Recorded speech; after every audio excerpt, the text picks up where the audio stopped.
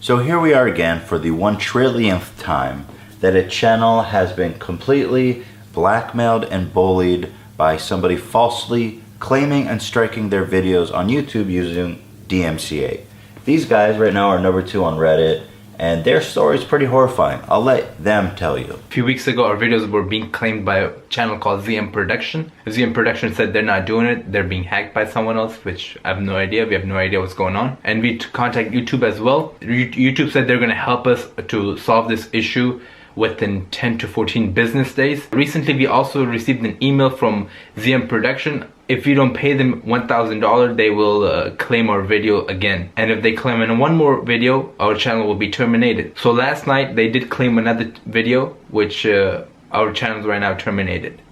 So essentially, what happened is some completely random person impersonated their website, filed a complaint with YouTube, and YouTube actually removed it. Not only once, but 3 times. So you can actually blackmail people now because the system is so fucked up. Now, sadly, I think a lot of people just don't understand how the DMCA system works. And I've been wanting to make a kind of PSA announcement for a long time, because every time something like this happens, people are always looking to us or FUPA for some guidance, and I usually just deal with them on a one-on-one basis. But I feel like it's really, when you understand the system, it's very easy to handle. And I feel like this can help a lot of people if I just make a video explaining how does the DMC system work and how do you handle this if it happens to you. To start, there is a reason why YouTube is so willing to let their YouTubers get fucked in this fashion. It's because as a platform, they almost need to be neutral, otherwise they're going to be liable for any lawsuits for copyright infringement. So giving the corporations power to DMCA absolves YouTube of any legal liability, and frankly, without it, YouTube wouldn't be able to exist. It's a necessary evil. So at the same time, it's easy to be like, fuck YouTube and their shitty system, but it's actually really required, because YouTube can't get in the middle of it, otherwise they're liable. So sometimes it gets abused like this, and the system is far from perfect. It has a lot of problems, and I think that YouTube needs to hire more people to oversight all the DMCAs they get. But that being said, the system itself is absolutely necessary. YouTube couldn't exist without it. Once you've been served with a DMCA notice, otherwise known as a strike, your video is removed and you have 2 options. You can either accept it and take the strike, or you can file a counter notification.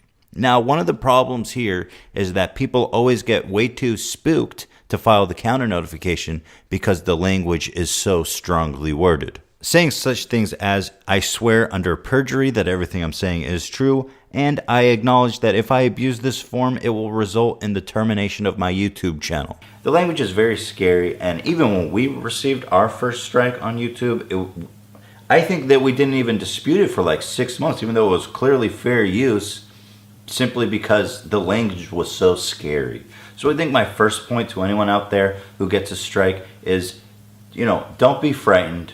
It's not as serious as YouTube says. Again, they're just covering their ass. Now you'll be prompted to explain why you're filling out the counter notification, and this is the most important part of the process. A lot of people, when they get to this part, they'll type something like, this is my video and it's not right because I'm losing money. That's not what YouTube wants to hear. Okay, it needs to be a legal explanation. This is exactly what I would type, and I would recommend my friends to type when disputing a strike. This video is fair use under US copyright law because it is transformative in nature, uses no more of the original than necessary, and has no negative effect on the market for the original work. Furthermore, this video is protected speech as outlined by the First Amendment of the United States Constitution. I almost want to fucking wave an American flag after reading that shit. And that's what YouTube wants to see. They want to see that you know why you're disputing it and that you are doing it on a legally sound basis. That being said, at this point, do not use this unless you are sure your video is fair use or you own all the property in it. Otherwise, you're abusing the system the same way that these fuckers who are blackmailing these guys are, okay? And you can be held liable for that. So at this point, the only 2 outcomes is that the video will be back in 10 to 14 days, it's going to be back up. Your strike will be removed. And the only other way that a person can pursue you further to remove the video at this point is to sue you. After I've explained it, it seems like the system is kind of worthless, and frankly, it is. The only thing it's designed to do is shift the burden of blame off YouTube and onto you. YouTube is essentially saying like, we'll bring your video back up, but you need to accept the consequence of it. The thing about that is though, that anyone can sue you regardless, honestly, even before this whole stage takes place. It's just shifting the burden off YouTube. As I've said, YouTube could not exist without this system because they would just be continually and non-stop sued by every huge corporation in the world. None of us would have a job. None of us would be watching YouTube. So this is the compromise that YouTube made between themselves and the huge corporations to actually make something like this possible. This is the legislation that exists that actually makes something possible where people can just upload anything they want and make money off it. You understand? There's so much at stake there that this is the best solution. And frankly, it's not a bad one. It just needs more oversight on the side of YouTube to make sure that stuff like this happens less. It really sucks for these guys. It's so frustrating. I've been there myself. And we reached out to our contacts at YouTube and Google to inform them about this stuff. And I'm sure that these guys are going to get this resolved in the next day or two. We're doing everything we can to make sure it does. But in the future, for everyone else that this happens to, if you happen to be smaller and you can't make it to the top of Reddit, like most people, can't. Most people this happens to are even smaller than they are, and they're just completely helpless and feeling fucked. So I hope now you have some tools, some peace of mind to be able to handle this on your own and not freak out too much, because this is in place for us to protect ourselves, to be frank. That's why it exists. So I hope you guys found that at least a little interesting.